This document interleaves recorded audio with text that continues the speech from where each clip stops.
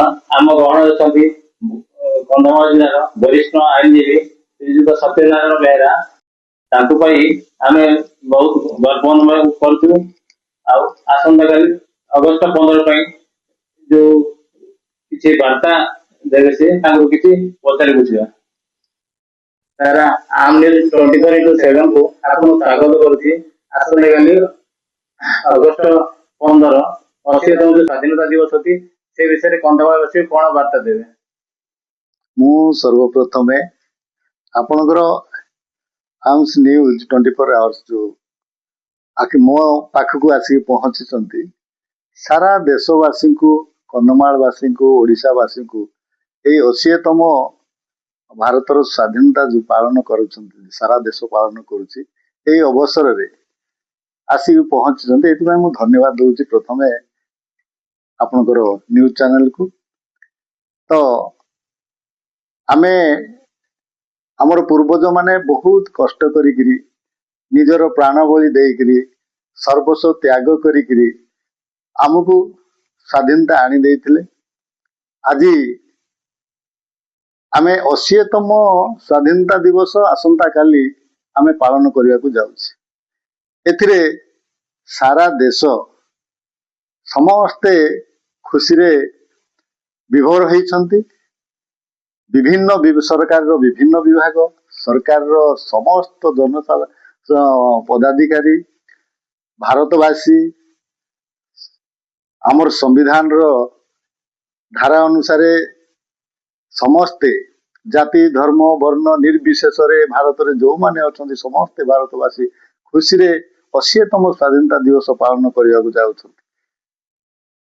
ଆମ କନ୍ଧମାଳ ଜିଲ୍ଲାରେ ଆମର ଜିଲ୍ଲାର ପ୍ରଶାସନ ସେ ମଧ୍ୟ ସେ ପ୍ରସ୍ତୁତି ଆରମ୍ଭ କରିଦେଇଛି। 13 ତାରିଖରେ ତ୍ରିରଙ୍ଗା ଯାତ୍ରା କରାଯାଇଥିଲା। ସେଥିରେ ସେଇ ଶୋଭାଯାତ୍ରାରେ ଆମର ଫୁଲବାଣୀର କରୋନେସନ ପଡ଼ିଆଠୁ ଆରମ୍ଭ କରିକିରି ଏଣ୍ଟାର ଆମର ନଗର ଫୁଲବାଣୀ ମ୍ୟୁନିସିପାଲିଟିର ସହର ପରିକ୍ରମା କରିଥିଲେ।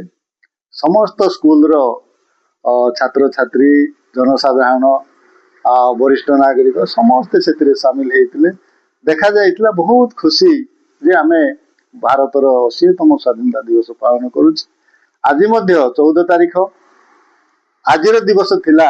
ଜିଲ୍ଲା ପ୍ରଶାସନ ଆମେ ଜିଲ୍ଲା ପ୍ରଶାସନ ଦ୍ୱାରା ପାଳନ କରୁଥିଲୁ ଯେ ଏଇ 14 ତାରିଖଟା ପ୍ରକୃତରେ ଥିଲା ବିଭାଜନ ବିଭୀଷିକା ସ୍ମୃତି ଦିବସ ରୂପେ ଆମର ଦେଶ ପାଳନ କରୁଛି। ଜିଲ୍ଲା ପ୍ରଶାସନ କନ୍ଧମାଳ ମଧ୍ୟ ଆଜି ପାଳନ କରିଥିଲା। ସେଇ ଅବସରରେ 200 ମିଟର ତ୍ରିରଙ୍ଗା ଆମର ଜାତୀୟ ପତାକା ଆମର ଯୁବକ ଯୁବତୀ ମାନେ, ଛାତ୍ରଛାତ୍ରୀ ମାନେ ସମସ୍ତେ ମିଶିକିରି 200 ମିଟର ବିଶିଷ୍ଟ ଜାତୀୟ ପତାକାକୁ ଧରି ସାରା ସହର ପରିକ୍ରମା କରିଥିଲେ ଏବଂ କରୋନେସନ ପଡ଼ିଆଠୁ ଆରମ୍ଭ କରି ଫୁଲବାଣୀ ମୁଖ୍ୟ ବଜାର ଦେଇକିରି ପୋଲିସ ମାଦିକୁନ୍ଦା ଦେଇକି ରିଜର୍ଭ ପଡ଼ିଆକୁ ମଧ୍ୟ ପହଞ୍ଚିଥିଲେ। ସେଥିରେ ବିଭିନ୍ନ ନେତା ଆମର ଯୋଉ ଅଛନ୍ତି, ଆମର ମାନ୍ୟବର ବିଧାୟକ,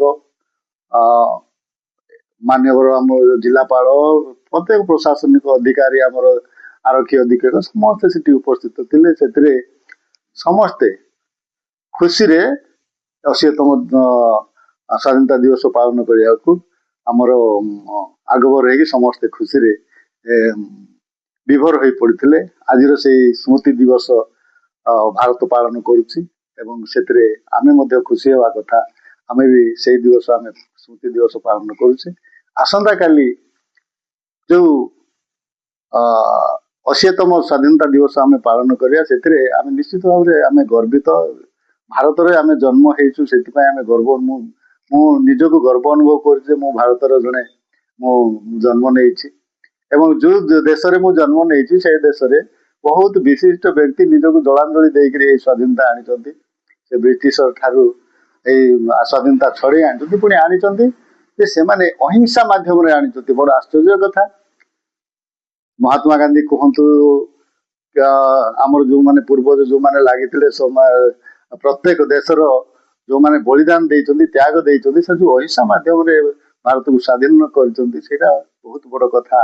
ଯୋଉଟା କି ଜାତି, ବର୍ଣ୍ଣ, ଧର୍ମ ନିର୍ବିଶେଷରେ आमे समस्ते समान हिसाब रे आज भारत स्वाधीनता 80तम स्वाधीनता दिवस हम पालन करुचे एवं से भारत को चलेबा पाई मध्य गोटे संविधान निर्माता डॉक्टर बाबा साहेब आंबेडकर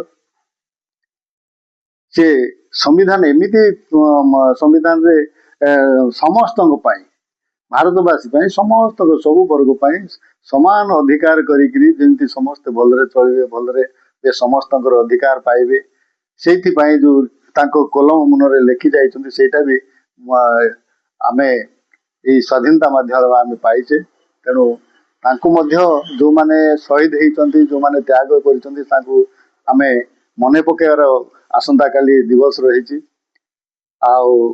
भारत वर्ष आगो केमिति जीव जो माने अछन्ति सरकार रे अछन्ति जो माने सरकार रे थिले समस्ते तांकर मन प्राण देकी से माने भारत वर्ष को भारतवासी को भारत रो समृद्धि रे से माने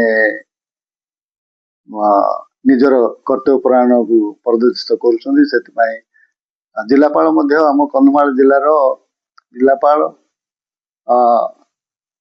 मेसेज देइछि समस्ते सरकारी बेसरकारी समस्ते त्रिरंगा यात्रा करंतु जातीय पताका उत्तोलन करंतु एवं तार समय निर्घंट भी से करछन्ति एवं खुशी रे पालन करिया से अनुरोध करछन्ति।